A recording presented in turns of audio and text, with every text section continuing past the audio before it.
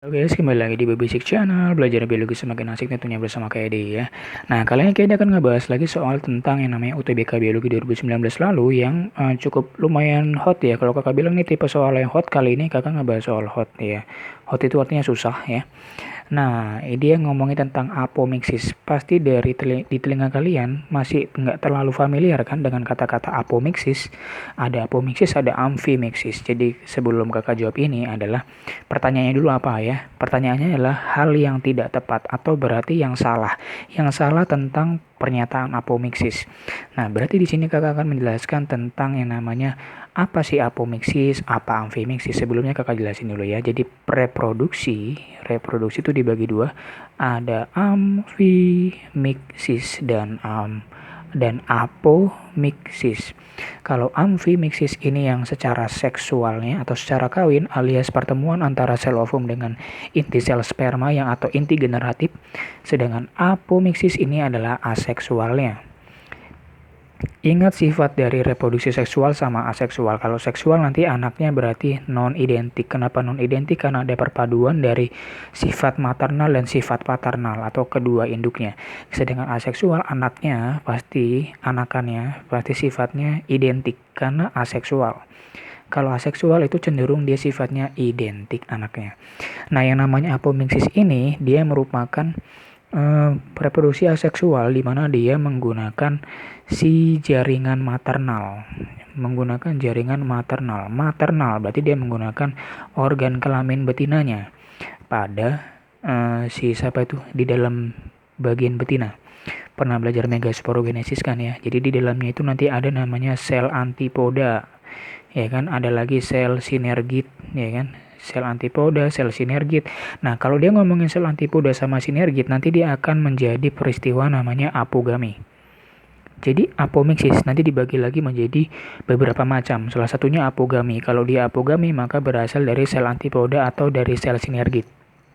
Yang kedua, kalau dia ngomongin partenogenesis, ini juga di buah ada pernah dibahas ya. Partenogenesis ini berasal dari sel ovum. Jadi bukan antipoda, bukan sinergit, tapi dari sel ovum yang tidak dibuahi kemudian membelah secara banyak menjadi partenogenesis.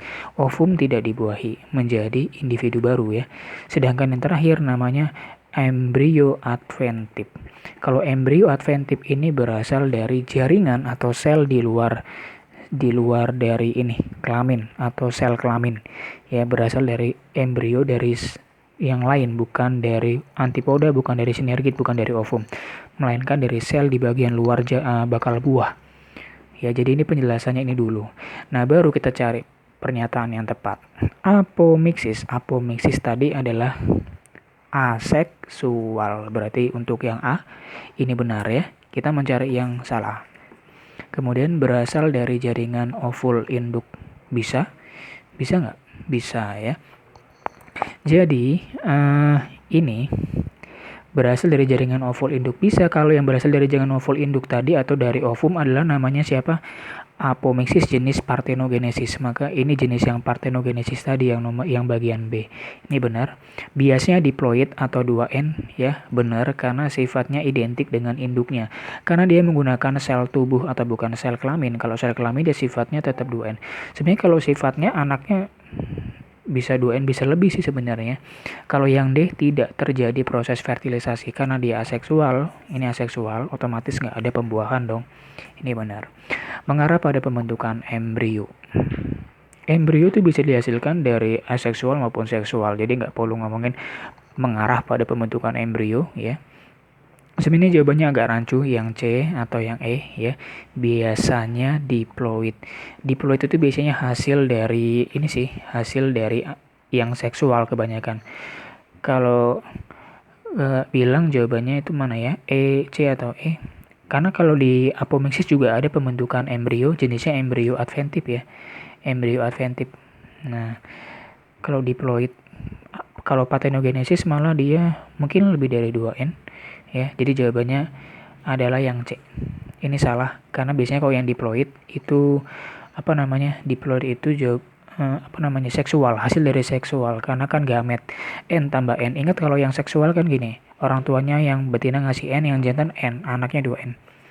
Kalau aseksual bisa jadi 2N tambah 2N. Atau 2N nggak berubah atau 3N mengganda. Gitu ya.